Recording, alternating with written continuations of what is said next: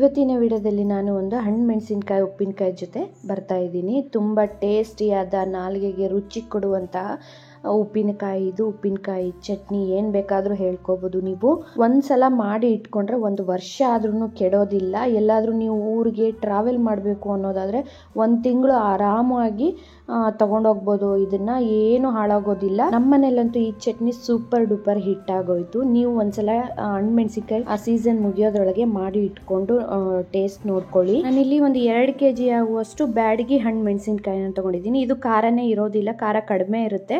ಈ ಥರದ್ದನ್ನೇ ತಗೋಬೇಕಾಗುತ್ತೆ ನೀವು ಈ ಚಟ್ನಿಗೆ. ನಾನಿಲ್ಲಿ ತೂಮ್ನ ತೆಗ್ದಿದ್ದೀನಿ, ಆದರೆ ನೀವು ತೂಮ್ ತೆಗಿದೇನೆ ತೊಳೆದ್ಬಿಟ್ಟು ಒಂದು ಕಾಟನ್ ಬಟ್ಟೆ ಮೇಲೆ ಫ್ಯಾನ್ ಕೆಳಗಡೆ ಒಂದು ಅರ್ಧ ಗಂಟೆ ಹಾಕಿ ಬಿಟ್ಬಿಡಿ. ಎಲ್ಲ ಆರಿದ ಮೇಲೆ ಒಂದು ಬೌಲಲ್ಲಿ ಎತ್ತಿಟ್ಕೊಳ್ತಾ ಇದ್ದೀನಿ. ನೋಡಿ, ಹಣ್ಣು ಮೆಣಸಿನ್ಕಾಯಿ ಚಟ್ನಿ ಮಾಡ್ಕೊಳ್ಳೋದಕ್ಕೆ ಮೆಣಸಿನ್ಕಾಯಿ ಸ್ವಲ್ಪ ಗಟ್ಟಿ ಇರಬೇಕು. ಒಳಗಡೆ ಮೆತ್ತಗಿರೋದು ಹಾಳಾಗಿರೋದೆಲ್ಲ ತೊಗೊಳಕ್ಕೆ ಹೋಗ್ಬಿಡಿ. ಒಳಗಡೆ ಸಾಫ್ಟ್ ಆಗಿದ್ರೂ ಅದನ್ನು ತೊಗೊಳಕ್ಕೆ ಹೋಗ್ಬಿಡಿ. ಚಟ್ನಿ ನಿಮಗೆ ಜಾಸ್ತಿ ದಿನ ಬಾಳಿಕೆ ಬರೋದೇ ಇಲ್ಲ. ಈಗ ಇದನ್ನು ಎಲ್ಲ ಒಣಗಿದಾದ್ಮೇಲೆ ನೀವು ತೂಮನ್ನ ತಗೋಬೇಕು. ನೀವು ಮೊದಲಿಗೆ ಏನಾದರೂ ತೂಮೆಲ್ಲ ತಗೊಂಡ್ಬಿಟ್ರೆ ಒಳಗಡೆ ನೀರು ಹೋಗ್ಬಿಟ್ಟು ಚಟ್ನಿ ಬೇಗ ದಿನ ಬಾಳಿಕೆ ಬರೋದಿಲ್ಲ. ಹಾಗಾಗಿ ಎಲ್ಲ ವಾಶ್ ಮಾಡಿ ಒಣಗಿದಾದ್ಮೇಲೆ ನೀವು ತೂಮನ್ನ ತೆಗೆದ್ಬಿಟ್ಟು ನೋಡಿ, ನಾನು ಈಗ ಒಂದು ತಟ್ಟೆನಲ್ಲಿ ಈ ಥರ ಸಿಸರಿಂದ ಸಣ್ಣದಾಗಿ ಕಟ್ ಮಾಡಿ ಹಾಕ್ಕೊತಾ ಇದ್ದೀನಿ. ಇಲ್ಲ ನೀವು ಚಾಕಿಲ್ಲ ಆದರೆ ಕಟ್ ಮಾಡಿಬಿಟ್ಟು ಈ ಥರ ಎಲ್ಲ ಮೆಣಸಿನ್ಕಾಯಿನೂ ಇಟ್ಕೋಬೇಕಾಗುತ್ತೆ. ಒಂದು ಚಿಕ್ಕದಾದ ಪ್ಯಾನ್ಗೆ ಒಂದು 2 ಟೀ ಸ್ಪೂನ್ ಆಗುವಷ್ಟು ಮೆಂತ್ಯನ ಹಾಕ್ಕೊಂಡ್ಬಿಟ್ಟು ಚೆನ್ನಾಗಿ ಹುರ್ಕೊತಾ ಇದ್ದೀನಿ. ಲೈಟಾಗಿ ಕಲರ್ ಚೇಂಜ್ ಆಗಬೇಕು, ಗಮ್ಮನವರೆಗೂ ಹುರ್ಕೊಂಡ್ಬಿಟ್ಟು ಒಂದು ಮಿಕ್ಸಿ ಜಾರಿಗೆ ಹಾಕ್ಕೊತಾ ಇದ್ದೀನಿ. ತಣ್ಣಗಾದ್ಮೇಲೆ ಮಿಕ್ಸಿ ಜಾರಲ್ಲಿ ಪುಡಿ ಮಾಡಿ ಇಟ್ಕೊತಾ ಇದ್ದೀನಿ. ಅದೇ ಮಿಕ್ಸಿ ಜಾರಿಗೆ ನಾವು ಇಲ್ಲಿ ಒಂದು 350 ಗ್ರಾಮ್ ಆಗುವಷ್ಟು ಹುಣಸೆ ಹಣ್ಣನ್ನು, ಅದರ ಎಳೆ ಪೀಚು ಏನಾದರೂ ಉಳ್ಕು ಒಳಗಡೆ ಬೀಜ ಏನಾದರೂ ಇತ್ತು ಅಂದರೆ ಅದನ್ನೆಲ್ಲ ತೆಗೆದ್ಬಿಟ್ಟು ಕ್ಲೀನ್ ಮಾಡಿ ಇಟ್ಕೋಬೇಕು. ಈಗ ಇದನ್ನು ಮಿಕ್ಸಿ ಜಾರಲ್ಲಿ ಹಾಕ್ಕೊಂಡ್ಬಿಟ್ಟು ಪುಡಿ ಮಾಡ್ಕೋಬೇಕು. ಈ ಥರ ಪುಡಿ ಮಾಡಿಕೊಂಡು ಹುಣಸೆ ಹಣ್ಣನ್ನು ಪುಡಿ ಮಾಡ್ಕೊಂಡು ಹಾಕ್ಕೊಂಡ್ರೆ ಚೆನ್ನಾಗಿ ಮೆಣಸಿನ್ಕಾಯಿ ಚಟ್ನಿ ಜೊತೆ ಹುಣಸೆ ಹಣ್ಣು ಚೆನ್ನಾಗಿ ಹೊಂದ್ಕೊಳ್ಳುತ್ತೆ.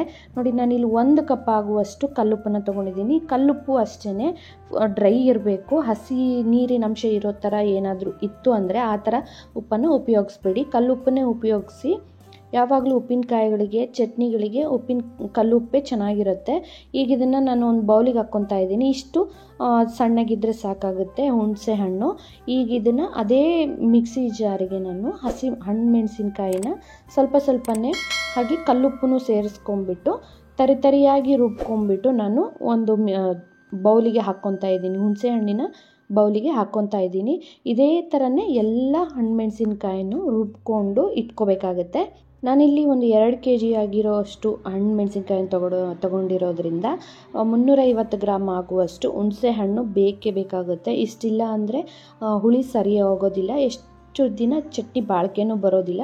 ನೋಡಿ, ಎಲ್ಲ ಹಣ್ಣು ಮೆಣಸಿನ್ಕಾಯಿನ ನಾನು ರುಬ್ಕೊಂಡು ಬಂದಿದ್ದೀನಿ. ಈಗ ಇದಕ್ಕೆ 1 ಟೇಬಲ್ ಸ್ಪೂನ್ ಆಗುವಷ್ಟು ಅರಿಶಿನ ಪುಡಿನ ಹಾಕ್ಕೊತಾ ಇದ್ದೀನಿ.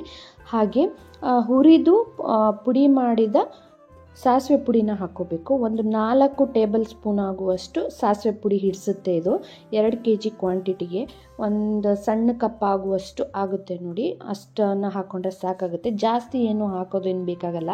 ಈಗ ಇದೆಲ್ಲದನ್ನು ಚೆನ್ನಾಗಿ ಮಿಕ್ಸ್ ಮಾಡ್ಕೋಬೇಕು. ನಾನು ಬೌಲ್ ಇಲ್ಲಿ ನನಗೆ ಮಿಕ್ಸ್ ಮಾಡ್ಕೊಳ್ಳೋದಕ್ಕೆ ಚಿಕ್ಕದಾಗಿರೋದ್ರಿಂದ ನಾನು ದೊಡ್ಡ ಬೌಲಲ್ಲಿ ಎಲ್ಲನೂ ಹಾಕ್ಕೊಂಡು ಇಟ್ಕೊತಾ ಇದ್ದೀನಿ. ನಿಮ್ಮ ಮನೇಲಿ ಏನಾದರೂ ಒಳ್ಕಳ್ಳನ್ನು ನೀವು ಯೂಸ್ ಮಾಡ್ತೀರ ಅನ್ನೋದಾದರೆ ಅದರಲ್ಲೇ ರುಬ್ಕೊಳ್ಳಿ. ಚಟ್ನಿ ಇನ್ನೂ ತುಂಬ ಚೆನ್ನಾಗಿರುತ್ತೆ ಟೇಸ್ಟು. ಈಗ ಇದಕ್ಕೆ 1 ಬೌಲ್ ಆಗುವಷ್ಟು ಬೆಳ್ಳುಳ್ಳಿನ ನಾನು ಸಿಪ್ಪೆ ಸುಲಿದ್ಬಿಟ್ಟು ಒಂದು ಸಣ್ಣ ಮಿಕ್ಸಿ ಜಾರಿನಲ್ಲಿ ಹಾಕ್ಕೊಂಡ್ಬಿಟ್ಟು ತರಿಯಾಗಿ ರುಬ್ಕೋಬೇಕು. ಫುಲ್ಲು ನೈಸಾಗಿ ಏನೂ ಬೇಡ. ಈ ಥರ ತರಿಯಾಗಿ ನೋಡಿ ಬೆಳ್ಳುಳ್ಳಿನ ರುಬ್ಕೊಂಡಾದ್ಮೇಲೆ ನಾವು ಮಾಡಿಟ್ಕೊಂಡಿದ್ವಲ್ಲ ಕೆಂಪು ಚಟ್ನಿಗೆ ಇದನ್ನು ಸೇರಿಸ್ಕೊಂಡ್ಬಿಟ್ಟು ಚೆನ್ನಾಗಿ ಒಂದ್ಸಲ ಮಿಕ್ಸ್ ಮಾಡಬೇಕು. ಈ ಹಣ್ಣು ಮೆಣಸಿನ್ಕಾಯಿ ಉಪ್ಪಿನಕಾಯಿನಲ್ಲಿ ಬೆಳ್ಳುಳ್ಳಿ ಟೇಸ್ಟ್ ತುಂಬಾ ಚೆನ್ನಾಗಿರುತ್ತೆ. ಇದನ್ನು ಮಿಕ್ಸ್ ಮಾಡ್ದೇ ಹಾಕಿ, ಇದರಿಂದನೇ ನಿಮಗೆ ಚಟ್ನಿ ಒಂಥರ ಡಿಫ್ರೆಂಟ್ ಟೇಸ್ಟ್ ಕೊಡುತ್ತೆ. ಎಲ್ಲದನ್ನು ಚೆನ್ನಾಗಿ ಈ ಥರ ಮಿಕ್ಸ್ ಮಾಡಿ ಇಟ್ಕೊಂಡಾದ್ಮೇಲೆ ಒಂದು ಪ್ಲಾಸ್ಟಿಕ್ ಜಾರಿನಲ್ಲಿ ಇಲ್ಲ ಒಂದು ಗ್ಲಾಸ್ ಕಂಟೈನರಲ್ಲಿ ಇದೇ ಥರನೇ ಮುಚ್ಚಿಬಿಟ್ಟು ಒಂದು 3 ದಿನ ಹಾಗೇ ಬಿಟ್ಬಿಡಿ. ನಾನು 3 ದಿನ ಆದಮೇಲೆ ತೋರಿಸ್ತಾ ಇದ್ದೀನಿ. ಚೆನ್ನಾಗಿ ಹೊಂದ್ಕೊಂಡಿರುತ್ತೆ ಹುಣಸೆ ಹಣ್ಣು, ಉಪ್ಪು, ಬೆಳ್ಳುಳ್ಳಿ, ಹಸಿಮೆಣಸಿನ್ಕಾಯಿ ಎಲ್ಲ. ಉಪ್ಪೇನಾದರೂ ಕಮ್ಮಿ ಇತ್ತು ಅಂದರೆ ಈ ಸ್ಟೇಜಲ್ಲಿ ನೋಡಿ ನೀವು ಮಿಕ್ಸ್ ಮಾಡ್ಕೋಬೋದು. ಈಗ ಇದನ್ನು ನೀವು ಇದೇ ಥರನೇ ಫ್ರಿಜ್ಜಲ್ಲಿ ಹಾಕಿ ಇಟ್ಕೊಂಡ್ಬಿಟ್ರೆ 1 ವರ್ಷ ಆದ್ರೂ ಹಾಳಾಗೋದಿಲ್ಲ. ನೀವು ಬೇಕು ಅಂದಾಗ ಮಾತ್ರ ಸ್ವಲ್ಪನೇ ಚಟ್ನಿನ ತೆಗೆದ್ಬಿಟ್ಟು ಒಗ್ಗರಣೆ ಹಾಕ್ಕೋಬೇಕು. ಒಗ್ಗರಣೆ ಹಾಕಿದ ಚಟ್ನಿನೂ ಕೂಡ 1 ತಿಂಗಳವರೆಗೂ ಹಾಳಾಗೋದೇ ಇಲ್ಲ.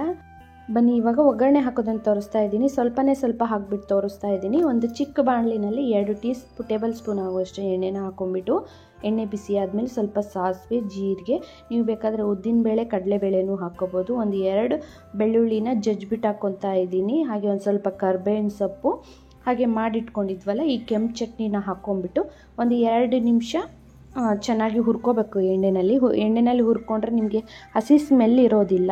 ಹಸಿ ಸ್ಮೆಲ್ ಇಷ್ಟ ಆಗಲ್ಲ ಅನ್ನೋರು ಈ ಥರ ಒಗ್ಗರಣೆ ಮಾಡಿಕೊಂಡು ಹಾಕ್ಕೊಳ್ಳಿ. 2 ನಿಮಿಷ ಎಣ್ಣೆಯಲ್ಲಿ ಹುರ್ಕೊಂಡ್ಬಿಟ್ಟು ತಣ್ಣಗಾದ್ಮೇಲೆ ಒಂದು ಜಾರಲ್ಲಿ ಹಾಕಿಟ್ಕೊಂಡ್ರೆ 1 ತಿಂಗಳವರೆಗೂ ಕೆಡೋದಿಲ್ಲ. ಈ ಚಟ್ನಿ ಒಗ್ಗರಣೆ ಹಾಕೋದಕ್ಕಿಂತ ಹಾಗೇ ತುಂಬಾ ಚೆನ್ನಾಗಿರುತ್ತೆ. ಹಸಿ ಸ್ಮೆಲ್ ಇಷ್ಟ ಆಗಿಲ್ಲ ಅನ್ನೋರು ಮಾತ್ರ ಈ ಥರ ಮಾಡ್ಕೊಳ್ಳಿ. ಬೇಕಾದಾಗನೇ ಸ್ವಲ್ಪ ಚಟ್ನಿನ ಹೊರಗಡೆ ತೆಗೆದ್ಬಿಟ್ಟು ಈ ಥರ ಒಗ್ಗರಣೆ ಹಾಕಿಟ್ಕೊಂಡ್ರೆ ಚೆನ್ನಾಗಿರುತ್ತೆ. ಖಂಡಿತವಾಗ್ಲೂ ಟ್ರೈ ಮಾಡಿ, ನಿಮಗೂ ತುಂಬಾ ಇಷ್ಟ ಆಗುತ್ತೆ. ರೆಸಿಪಿ ಇಷ್ಟ ಆದರೆ ಲೈಕ್ ಮಾಡಿ, ಶೇರ್ ಮಾಡಿ. Thank you.